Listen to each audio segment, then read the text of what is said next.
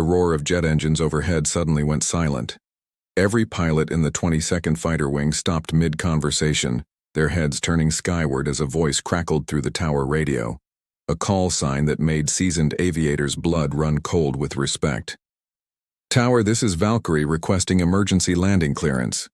Admiral Harrison's face drained of color as he watched the woman he'd just ordered off his base calmly take control of the F-22 Raptor, screaming toward the runway at 400 knots hydraulics, failing with a wounded pilot unconscious in the cockpit behind her. Every airman on the tarmac snapped to rigid attention, saluting the figure they had dismissed as just another civilian contractor just hours earlier. The same woman who had quietly endured his condescending dismissal now held the lives of 2 pilots and a $150 million aircraft in her steady hands. But to understand how the most decorated female pilot in Air Force history ended up being escorted off base like a common trespasser, I need to take you back to where this all began. Sarah Martinez adjusted the strap of her worn leather messenger bag as she approached the security checkpoint of Nellis Air Force Base. The Nevada sun beat down mercilessly on the concrete, creating shimmering heat waves that distorted the silhouettes of F-22 Raptors lined up like sleeping predators along the flight line. Her civilian clothes, faded jeans, a simple black t-shirt, and scuffed combat boots, drew skeptical glances from the security personnel scanning her contractor badge. "Purpose of visit?" the airman asked, barely looking up from his computer screen. "Flight systems consultation," Sarah replied quietly, her voice carrying the subtle authority of someone accustomed to being heard the first time. Inside the briefing room, Admiral Richard Harrison commanded attention like gravity commands mass. His chest displayed ribbons from 3 decades of service, each decoration precisely aligned according to regulation. When Sarah entered, conversation stopped, not out of respect, but from curiosity about the unassuming woman who seemed wildly out of place among the squadron of elite pilots and aerospace engineers. "You're the contractor Lockheed sent?" Admiral Harrison's tone suggested he'd expected someone more impressive. "We're dealing with critical flight systems here, ma'am. This isn't a classroom exercise." Sarah nodded professionally. "Understood, sir." The briefing room buzzed with barely suppressed chuckles. Major Phillips, the squadron's operations officer, exchanged meaningful glances with his colleagues. Here was this slip of a woman, maybe 5'6", who looked like she'd be more comfortable at a PTA meeting than analyzing the most advanced fighter aircraft ever built. Her hands showed no calluses from stick time, no flight suit tan lines marking her as one of their brotherhood. "The F-22's avionics integration has been experiencing intermittent failures," Admiral Harrison continued, his patience already wearing thin. "We need someone who understands these systems inside and out, not theoretical knowledge from some manual." "I understand the urgency, Admiral," Sarah replied evenly. She pulled out a worn notebook, its pages filled with technical diagrams and handwritten notes that suggested years of field experience. Several pilots craned their necks to see, noting the precise technical sketches that looked suspiciously like combat modifications rather than textbook illustrations. Captain Torres, a young Raptor pilot with more confidence than flight hours, leaned back in his chair. "No offense, ma'am, but have you ever actually been inside an F-22 cockpit?" Sarah's lips curved into the faintest smile, the expression of someone who knew infinitely more than she was revealing. "Once or twice," she said simply. What none of them knew was that the unassuming woman taking notes in the back row held the record for the most combat sorties flown in a Raptor, with a call sign that had become legend among fighter pilots worldwide. Over the next 2 days, Sarah moved through the base like a ghost, present but unnoticed, competent but unremarkable. During the technical reviews, she asked precise questions that cut straight to the heart of complex problems, her queries revealing an intimate knowledge of F-22 systems that made the chief maintenance officer pause and look at her twice. "The radar cross-section anomalies you're experiencing," Sarah mentioned during a briefing. "They're likely caused by microfractures in the RAM coating around the weapon bay seals. I've seen it happen when the aircraft pulls sustained 9G turns during combat maneuvers." The room fell silent. Major Phillips frowned. "Combat maneuvers? Ma'am, these are training aircraft. They don't see combat." Sarah's eyes flicked to her notebook. Of course, training exercises, I misspoke. But Lieutenant Rodriguez, one of the newer pilots, had caught something in her tone, the casual way she'd mentioned 9G combat turns, as if she'd experienced them personally. He began watching her more carefully, noticing how her gaze automatically tracked aircraft movements across the flight line, how she instinctively ducked under wing surfaces at exactly the right height, how she moved around the maintenance bay with the unconscious familiarity of someone who'd spent years in similar spaces. Admiral Harrison's patience, meanwhile, was evaporating like jet fuel in the desert heat. During Thursday morning's briefing, Sarah had correctly diagnosed a hydraulic system fault that had stumped their best engineers for weeks. When she suggested a specific recalibration sequence, the maintenance chief had looked at her strangely. "That's not in any technical manual I've read," he'd said. "It should work," Sarah had replied simply. It had worked. Perfectly. Friday afternoon brought the first real test. During a routine training exercise, Captain Torres experienced a near emergency when his aircraft's flight control system began displaying erratic warnings. As tower personnel scrambled to provide guidance, Sarah stepped quietly to the radio console.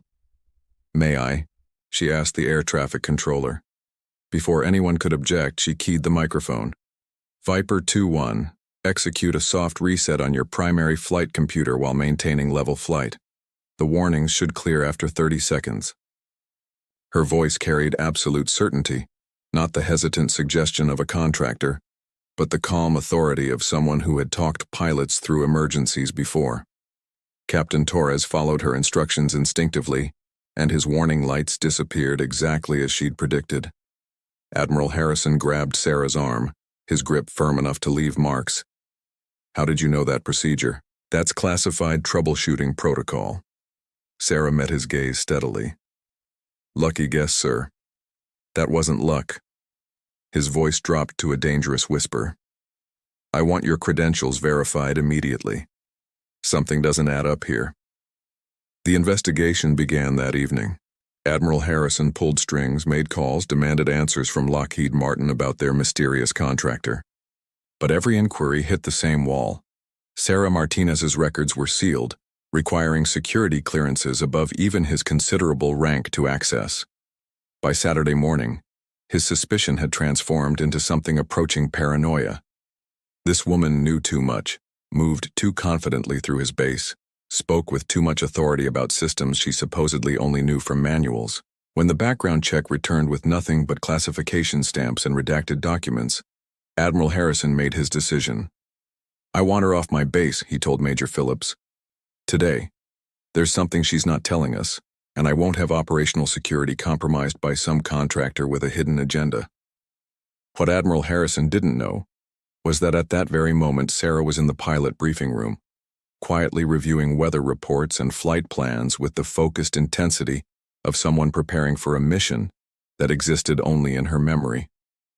The emergency klaxon shattered the afternoon quiet at exactly 13:47 hours. 2 F-22 Raptors had launched for a routine training sortie, but Viper 1-2 was coming back alone, declaring an in-flight emergency. The radio crackled with urgent transmissions as the situation became clear. Lieutenant Morrison had suffered what appeared to be a stroke or seizure at 35,000 feet, leaving his aircraft in an uncontrolled descent, with Captain Torres desperately trying to provide assistance from his wingman position. Admiral Harrison burst into the control tower as emergency vehicles screamed across the runway. The radio painted a grim picture. Morrison was unconscious, his Raptor bleeding altitude at 4,000 feet per minute, while Torres burned fuel trying to match the descent and provide guidance that no one could hear. "We need to get someone up there," Admiral Harrison barked. "Prep another aircraft." "Sir, we don't have time," the air boss interrupted. "He'll impact in less than 3 minutes at current rate of descent." That's when Sarah appeared at Admiral Harrison's shoulder. She'd been escorted to the main gate when the emergency began, but something in the radio chatter had made her turn back. "Admiral, request permission to—" "Get her out of here," Harrison snapped without turning around. "This is a military emergency." Sarah's voice cut through the chaos like a blade. "Sir, I can save him." "You're a contractor. You don't even have flight status on this base." "Admiral." Sarah's tone stopped him cold, not pleading or urgent, but carrying absolute authority. "I can bring that aircraft home, but you need to let me try. Now." Something in her voice made Admiral Harrison pause. In 30 years of command, he'd learned to recognize competence under pressure, and every instinct screamed that this woman knew exactly what she was talking about. But regulations, protocol, chain of command. 60 seconds to impact, the air boss announced. Sarah was already moving toward the door. "Which hangar has the T-38 trainer?" "Hangar 7, but it's not configured for—" Sarah was running before he finished the sentence. She'd spotted the modified T-38 Talon trainer on her first day, the aircraft used for emergency pilot recovery procedures, equipped with advanced autopilot systems capable of remote aircraft guidance. Admiral Harrison found himself running after her, his mind racing through regulations he was about to shatter.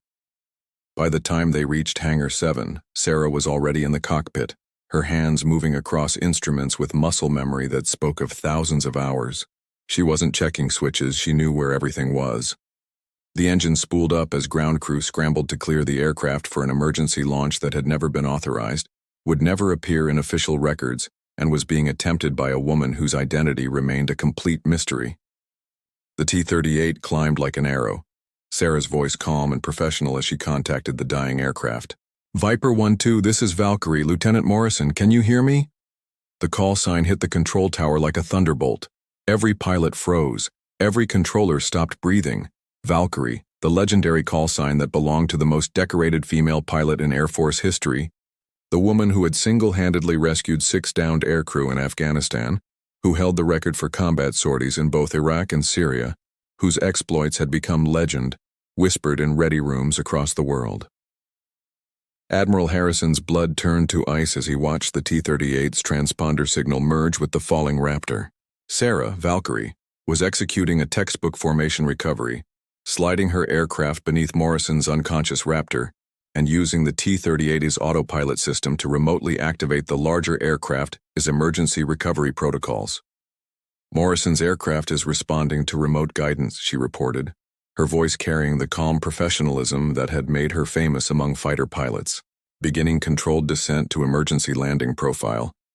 The 2 aircraft descended together, Sarah flying formation closer than anyone had a right to attempt using techniques that existed only in emergency procedures, manuals, and the muscle memory of someone who had done this before under combat conditions.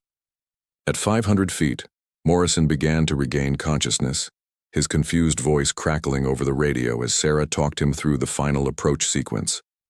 Both aircraft touched down safely, emergency vehicles converging as Sarah taxied the T-38 to a stop. When she climbed out, removing her helmet, the entire flight line had gone silent. Every airman, every pilot, every mechanic stood at rigid attention.